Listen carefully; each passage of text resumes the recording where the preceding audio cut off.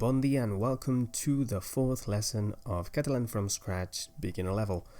This lesson will be talking about the W words for question as we know them in English. In Catalan you call them interrogatius because they are used to interrogate people in order to get more information. What is this? How do you do this? Who is this person? When did you do this? How much does it cost? Etc. Before starting the lesson, as always, these are the solutions from the last lesson's exercise. I will read them as always so that you know how they are pronounced. Obro la porta lentament. I open the door slowly. Obro la porta lentament. Si parles, jo parlo. If you talk, I talk. Perdem tots els partits. We lose all games. Perdem tots els partits. El meu pare llegeix llibres i canta a la dutxa. My dad reads books and sings in the shower. El meu pare llegeix llibres i canta a la dutxa. Note how I didn't use any personal pronouns before the verbs, because this is how you naturally use verbs in Catalan. You don't need to put those pronouns before every verb. So this is a good way for you to get used to the way that we use verbs in Catalan. So let's just start with the first W word in English, which is not a W word in Catalan, but I guess you already know this word, què, or in English, what. Què has comprat? What have you bought? Què vols per dinar? What do you want for lunch? You use it the exact same way as in English. Note that it has an accent pointing to the left. We call this an open E with an open accent, and it means that you pronounce it with an open mouth. Què? Què has comprat? Què vols per dinar? You don't always use this once in an explicit question. For example, as you can see, this is not a question, this is more like an answer. I don't know what I will study. No sé qué estudiaré. However, this què, or rather this què estudiaré, it's a clause that can be included in a question answered by the sentence. Let me explain. Look at this question. What will you study? ¿Qué estudiarás? And then you answer, I don't know what I will study. No sé qué estudiaré. This ¿qué estudiaré is the exact same question that you just did. So that's why you use a què, even though it's not a question. I know it sounds confusing, but you end up learning this by heart. No sé qué estudiaré. I don't know what I will study. Second question, or second word, is qui. Who? Qui és el teu amic? Who is your friend? Saps qui ve al concert? Do you know who's coming to the concert? Per qui és la poma? Who is the apple for? Qui t'ha dit això? Who told you this? There isn't anything extra here, it's just the use is the same as in English, same case as in què, what, but yeah, just learn that it's qui. I don't know if the spelling can be confusing for you, but in Catalan, if you want to do the k sound, the k sound before an I or an E, you need to do it with a Q and a U, and you don't pronounce the U, okay? So this is not qui, this is qui. Just like the other one wasn't que, it was què. Third word is QUAN, when. In this case, you don't say can, even though there's a U. You have to pronounce the U if it comes in between a Q and an A or an O or another U, so you say QUAN, when. Quan vas anar al bar? When did you go to the bar? Quan vas néixer? When were you born? Sé quan parlar amb el gat. I know when to speak with the cat. This is the exact same case as before. This is not a question, but this is an answer to a question used with this quan. The question could be quan Saps quan parlar amb el gat? Do you know when to speak with the cat? Saps quan parlar amb el gat? And you would answer, sé quan parlar amb el gat. I know when to speak with the cat. So that's why you use this QUAN as well. And last example, vols saber quan? Do you want to know when? Next word is com, how. Com ho heu fet? How have you done it? In plural. Com t'agrada fer la truita? How do you like to make omelette? No importa què, qui, ni com. It doesn't matter what, who, or how. No sé fer-ho. Com ho fas? I don't know how to do it. How do you do it? Next word is QUANT. How much? You have to really pronounce the T so that you don't misunderstand this with QUAN, which means when. So it's QUANT. How much? Quant arròs has comprat? How much rice have you bought? Quant de temps tenim? How much time do we have? Quant arròs has comprat?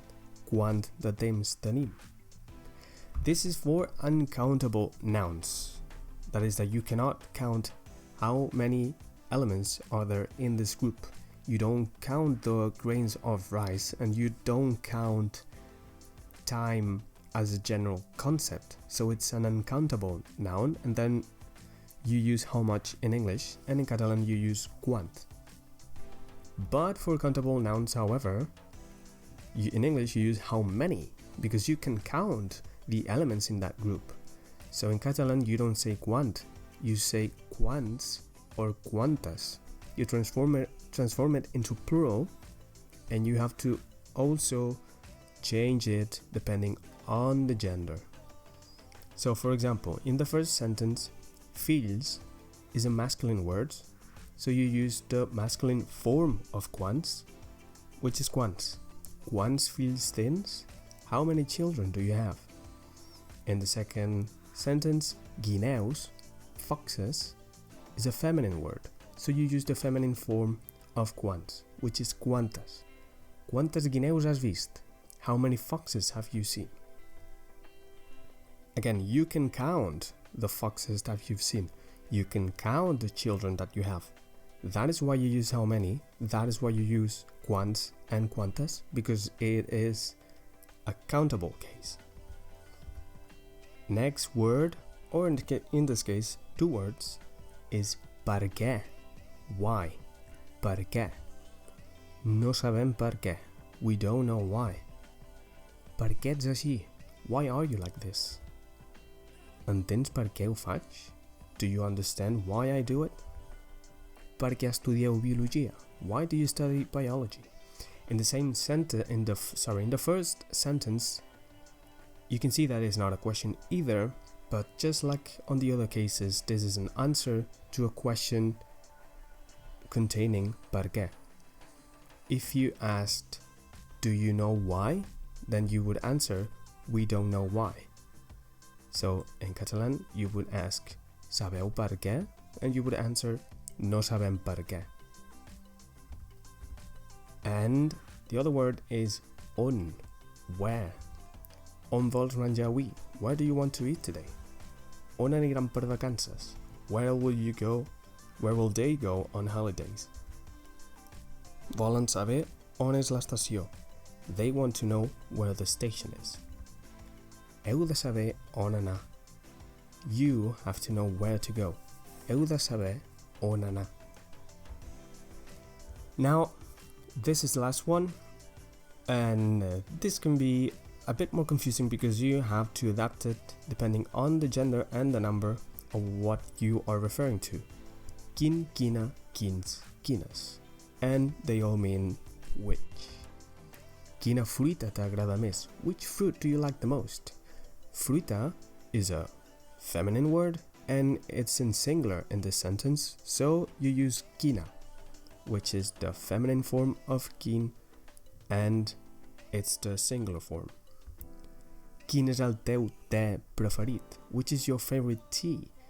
This is referring to the T, and T in Catalan is a masculine word, and it is described here as singular. So you use the masculine and singular form, which is quin. Quin és el teu te preferit? Quines sabates tens? Which shoes do you have? Quines sabates tens? Sabata is a feminine word in Catalan, and here it's referred to as a plural noun because it's more than one. So you use the feminine and plural form. Quines. Quines sabates tens? And lastly, quins països t'interessen? Which countries are you interested in? País is a masculine word, and in this case, it's in plural, països. So you use the masculine and plural form, quins. Quins països t'interessen? And you have to keep a few things in mind so that you are not too confused, because this is a very, very common mistake. And that is mistaking per què separated and per què in a single word. The meanings are absolutely different. They are completely opposite, okay? Per què on separate words means, as I already explained, why. But on the same word, it means because. So you can think of it as asking a question with per què separated and answering that question with per què in a word. Why did that happen? Because it had to. So please don't mistake these two, because it's a very, very common mistake. And they both have an accent, by the way. Don't miss the accent. You've seen the sentences below, and you might have seen that you have the same words that we've been seeing, but they don't mean the same thing in English. This is because these are unstressed forms of these words, so the meanings have nothing to do with the ones I'm talking about. És el gos que volies. It is a dog that you wanted. In this case, this què does not mean what. It is easy to spot the difference because this què doesn't have an accent, because if it is an unstressed form, and if you notice the way I pronounce it makes it really obvious. És el gos que volies. Que volies sounds like it is just a word, que volies, and not two separate ones, so it just rolls out of your tongue very easily. It is not stressed. És el gos que volies. Fes-ho com jo. Do it like me. Fes-ho com jo. I don't pronounce it like fes-ho com jo. That would be stressing it, and this is an unstressed form, and it's not used to interrogate anyone. Fes-ho com jo. And this happens with more of these words. These are just two examples, but you will see these words everywhere, and both unstressed and stressed forms, so please be sure to know what the difference is.